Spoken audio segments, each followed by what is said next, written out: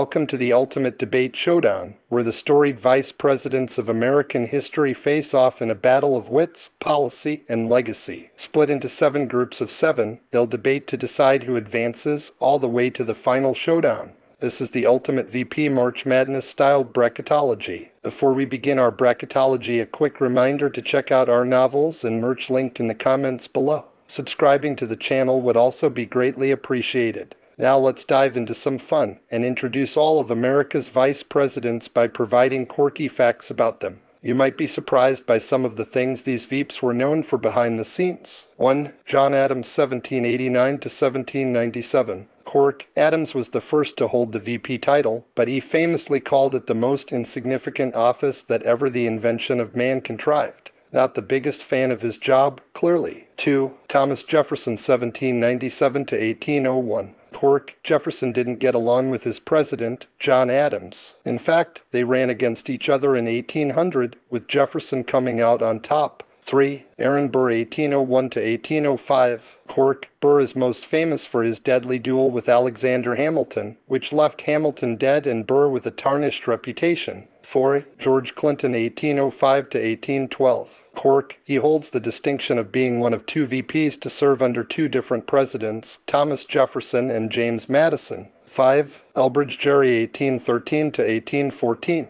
Quirk: Gerry's name is where we get the term gerrymandering, after a bizarrely shaped voting district he drew to benefit his party. 6. Daniel D. Tompkins 1817 to 1825. Quirk: Tompkins often had trouble managing his personal finances, even borrowing from his own salary to fund the New York militia during the War of 1812. 7. John C. Calhoun 1825 to 1832. Quirk: Calhoun resigned as VP to become a senator. He's the first VP to ever do so. 8. Orton Van Buren 1833 to 1837. Quirk: Van Buren is credited with popularizing the term okay, which came from his nickname, Old Kinderhook, referencing his hometown in New York. 9. Richard Mentor Johnson 1837 to 1841. Quirk: Johnson claimed to have personally killed the famous Native American leader, Tecumseh, during battle, a claim widely debated. 10. John Tyler 1841. Quirk: Tyler became the first VP to ascend to the presidency after William Henry Harrison's death, and he insisted on being called president, not acting president. 11. George M. Dallas 1845 to 1849. Quirk: Dallas, Texas is named after him, though he never actually set foot in the city that bears his name.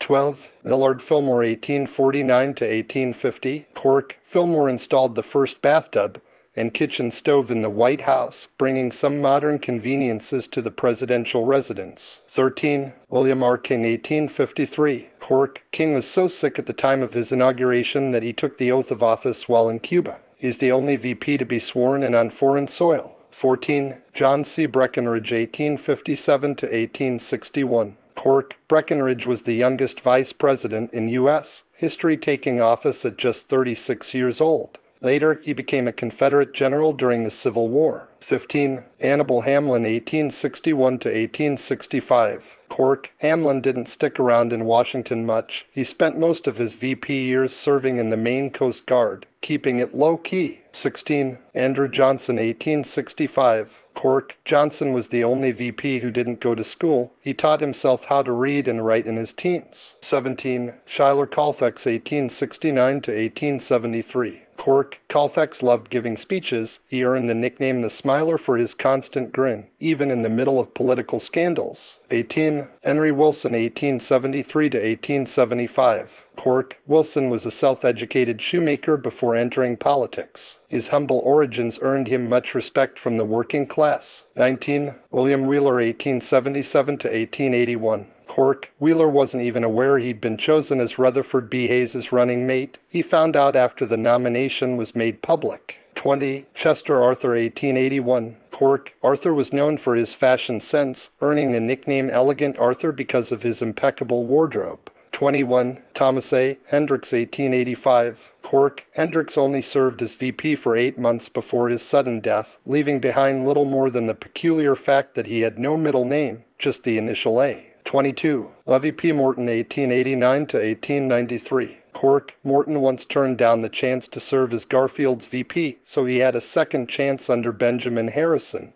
23. Adlai Stevenson I, 1893 to 1897. Cork, Stevenson's grandson, Adlai Stevenson, later became a two-time presidential candidate, continuing the family's political legacy. 24. Garrett Hobart, 1897 to 1899. Cork, Hobart was the first VP to really take on a more modern, active role in government, reshaping what the job could be. 25. Theodore Roosevelt, 1901. Cork, as VP, Roosevelt was known for his wild adventures. He once gave a 90-minute speech after being shot in the chest, saying, "It takes more than that to kill a bull moose." 26. Charles W. Fairbanks, 1905 to 1909. Cork, he was so serious that even President Teddy Roosevelt joked that Fairbanks didn't even know how to smile. 27. James S. Sherman, 1909 to 1912. Cork, Sherman was the first VP to fly in an airplane, quite the high flyer for his time. 28. Thomas R. Marshall, 1913 to 1921. Cork, Marshall is best remembered for his famous line, "What this country needs is a good 5-cent cigar." He had a habit of cracking jokes during otherwise serious discussions. 29. Calvin Coolidge, 1921 to 1923. Cork, Coolidge was so quiet, he earned the nickname Silent Cal. He once said, "I have never been hurt by anything I didn't say." 30. Charles G. Dawes, 1925 to 1929. Cork, Dawes was a Nobel Peace Prize winner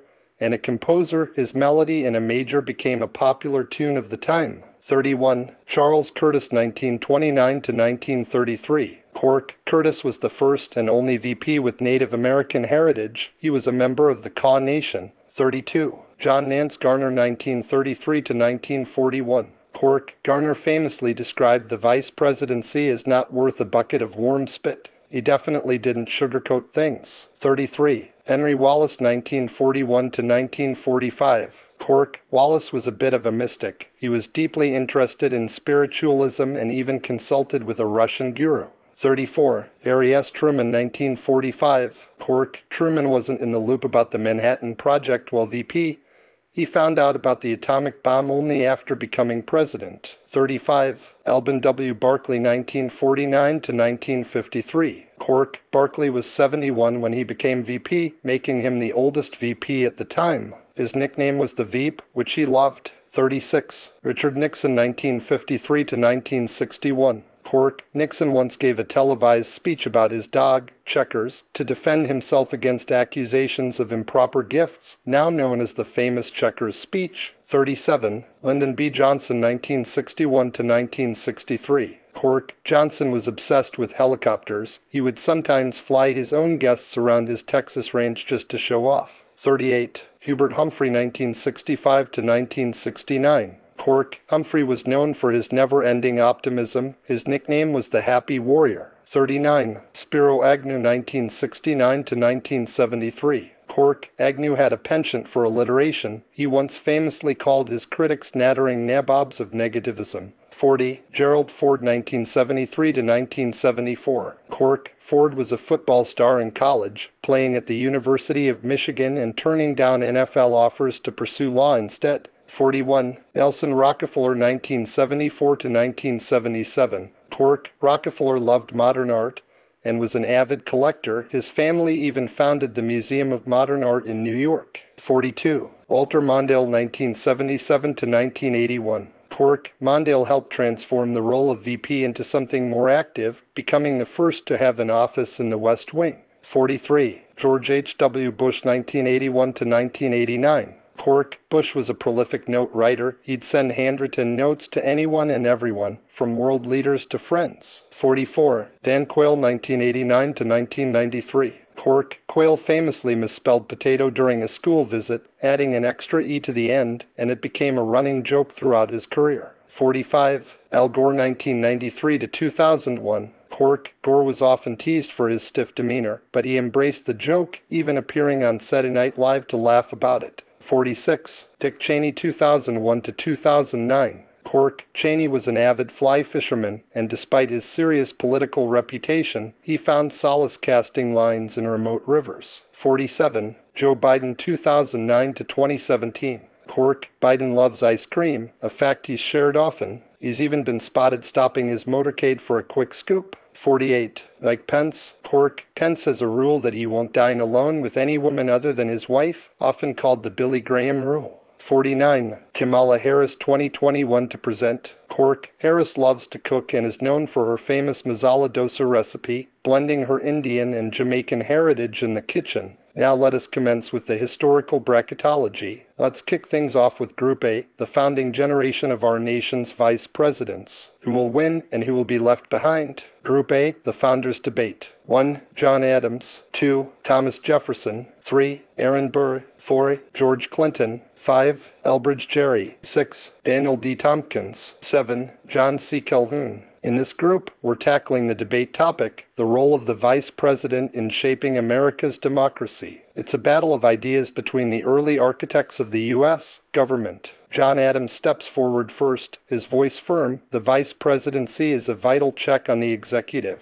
I was there when we built this nation. Without strong central leadership, it crumbles. Thomas Jefferson counters, but John, the people should govern themselves, not be ruled by a central elite. I stood for the rights of the common man, the farmer, the ordinary citizen. Liberty must always come first. Aaron Burr gets aggressive, declaring, "Gentlemen, both of you forget that ambition drives men to greatness. Without a vice president capable of acting with boldness, the office is nothing more than ceremonial." John C. Calhoun wraps things up, declaring, "The states must stand supreme. The federal government exists at the mercy of the Union. To ignore that is to ignore the future." The debate now reaches a fever pitch, but Jefferson's reasoning and visionary arguments ultimately win out. Winner Thomas Jefferson. Winners quote, "Liberty will always triumph over tyranny, and history will show that a nation governed by the people will outlast any centralized monarchy." Group B, Antebellum America. 1. Martin Van Buren.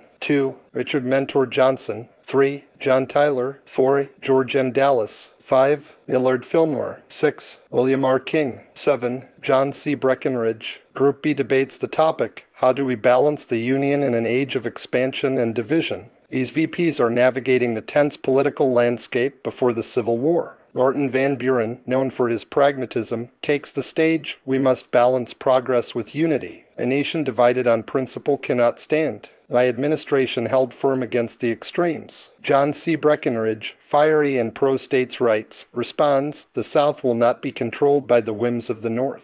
We need a government that respects the sovereignty of its states. John Tyler, borderline rudely jumps in. The Union must always come first, or it will tear itself apart. Millard Fillmore speaks next, trying to calm the room. Compromise is the only path forward. Either side can get everything it wants, but we must preserve the peace. Winner, Martin Van Buren. Winners quote, "I govern with pragmatism and wisdom. A nation's future depends on balance and compromise, and not fiery rhetoric." Group C, Civil War and Reconstruction. 1. Hannibal Hamlin. 2. Andrew Johnson. 3. Schuyler Colfax. 4. Henry Wilson. 5. William Wheeler. 6. Chester Arthur. 7. Thomas Hendricks. This group debates the sensitive issue of Reconstruction, healing a nation after the Civil War. With the scars of war fresh, how do we move forward? Andrew Johnson speaks first, defending his Reconstruction policies. Reconciliation is the only way. We must not punish the South but welcome it back into the fold.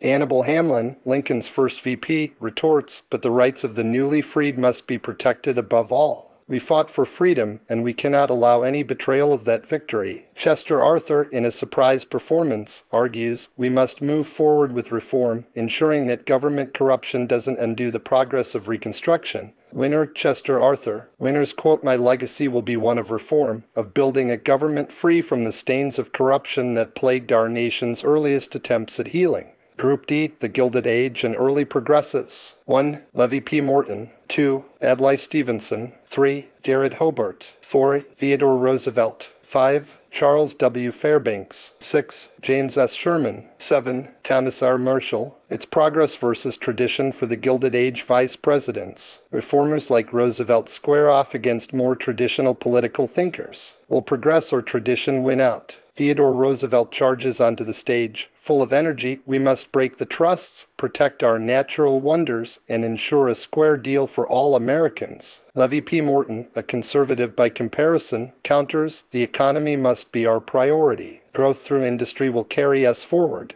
Thomas R. Marshall, VP under Wilson, adds humor. What this office needs is more work and less talking. We're all tired of listening to you, Teddy. However, Roosevelt's sheer passion and bold vision dominate the conversation, winning over the audience. Winner, Theodore Roosevelt. Winner's quote, "This country belongs to the people, and I will never stop fighting for their right to live free from the tyranny of greed and corruption." Group E, the Roaring Twenties and New Deal era. 1. Calvin Coolidge. 2. Charles G. Dawes. 3. Charles Curtis. 4. John Nance Garner. 5. Henry Wallace. 6. Harry S. Truman. 7. Alvin W. Barkley. In the age of the Great Depression and World War II, this group debates government intervention versus laissez-faire economics, and will steer the ship of state through rough waters. Harry S. Truman steps forward, direct and to the point. We cannot afford to sit idly by. When the world is on fire, you act. When people are starving, you act. And as your president, I will always act. Calvin Coolidge, representing a quieter approach, counters, sometimes, the best action is restraint. The people can handle their affairs when government gets out of the way. Henry Wallace, a progressive visionary, argues the government must care for its people. In this modern age, nothing is more important than lifting up the poor, the oppressed, and the disenfranchised.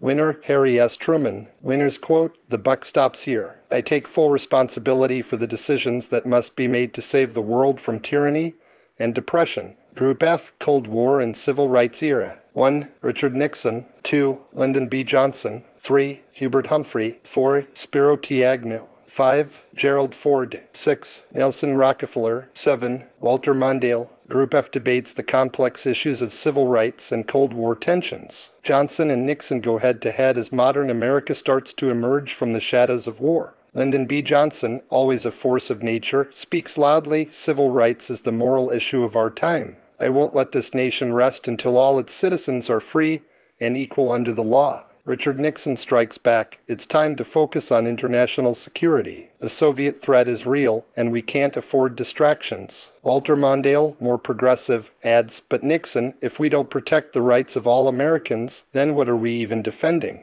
Winner, Lyndon B. Johnson. Winner's quote, "I never stopped fighting for the great society, and I'll never stop fighting for the soul of this nation." Group G, the modern era. 1. George H. W. Bush. 2. Dan Quayle. 3. Al Gore. 4. Dick Cheney. 5. Joe Biden. 6. Mike Pence. 7. Kamala Harris. In the final group, we're focusing on global leadership in the 21st century. These VPs were at the forefront of modern geopolitics. Who has the vision to lead America forward? Joe Biden steps forward confidently. Foreign policy isn't just about power, it's about partnerships. America must lead, but we must also listen. Dick Cheney, known for his hawkish stances, counters, strength is what keeps America safe. Weakness invites chaos. Al Gore, focusing on a different angle, argues the climate crisis is the existential threat of our time. Our leadership must focus on saving the planet. Winner, Joe Biden. Winner's quote, "It's about more than just military power. It's about diplomacy, cooperation, and global leadership for a better world." Final showdown, the champions debate. Now it's time for the final showdown. The winners of each group, Jefferson, Van Buren, Arthur, Roosevelt, Truman, Johnson, and Biden, come together to debate one final topic, the future of American democracy. The debate heats up, with Theodore Roosevelt thundering, "Democracy must be protected from corruption at all costs. We need a strong, active government for the people." Thomas Jefferson retorts, "But government overreach is the greatest threat to liberty. The people should rule themselves." Harry Truman adds, "We need strong leadership in times of crisis. The world's future depends on us." But in the end, Lyndon B. Johnson steals the show with his relentless focus on equality and justice, powerfully stating that a nation divided is no nation at all. Civil rights, equal opportunity, and justice for all must be the foundation of democracy's future. Final champion, Lyndon B. Johnson. Final champion quote, "Democracy lives or dies by how we treat our citizens. In my America, no one is left behind." Now stay tuned for 3 songs about American vice presidential debates and their respective candidates. Thanks again for watching Cap Tech.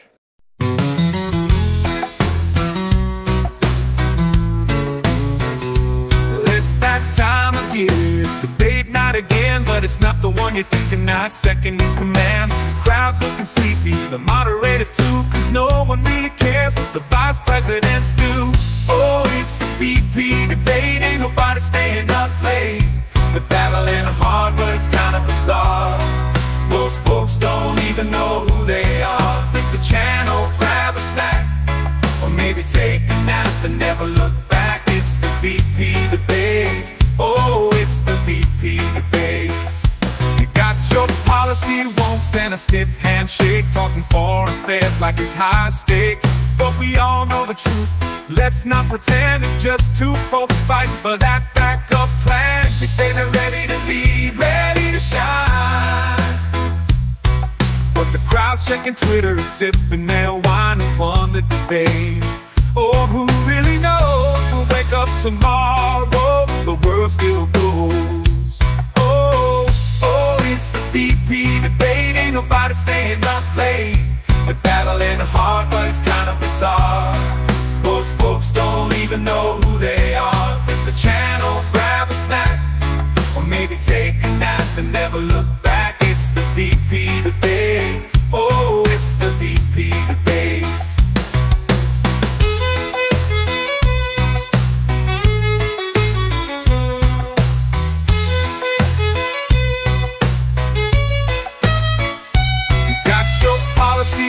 And a stiff handshake, talking foreign affairs like it's high stakes. But we all know the truth, let's not pretend it's just two folks fighting for that backup plan. They say they're ready to lead, ready to shine, but the crowd's checking Twitter and sipping their wine and won the debate.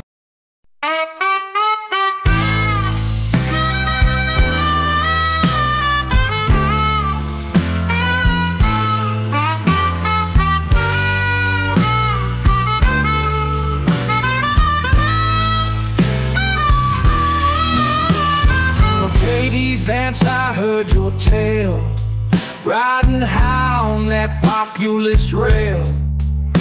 From hillbilly elegy to Senate seats, but now you're just spinning the same old beats.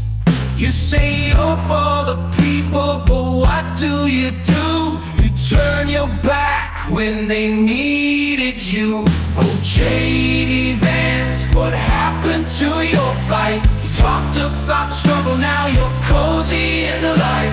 Once a voice for the broken, now you're part of the game. Sold out to power, it's a crying shame. jdvance, where'd your backbone go? It's the high road's hard when you're running the show. You wrote about hardship, tough times and pain. Now you're hobnobbing with the rich, riding that gravy train. From Appalachia's woes to Capitol Hill, seems like you're forgetting who's footing the bill. You tell the folks what they wanna hear, but when it's time to act, you disappear. Oh, jdvance, what happened to your fight? You talked about the struggle, now you're cozy in the light. Once a voice for the broken, now you're part of the game. Sold out to power, it's a crying shame. jdvance, where'd your backbone go? Guess the high road's hard when you're running the show.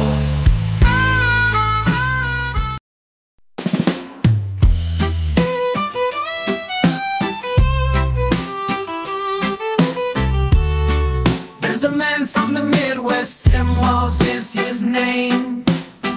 Born a soldier, teacher, now he's in the big game. From the prairies of Minnesota to the halls of the state, he's standing up for the people, trying to set things straight. He's got that humble grit, but don't get it wrong. When it's time to stand tall, he's steady and strong. Tim Walls, he's fighting for the day. From the farms to the cities, he's leading the way. A man of the people, not afraid to say he's here for the folks who've been left in the fray. Yeah, that's the Tim Walls way.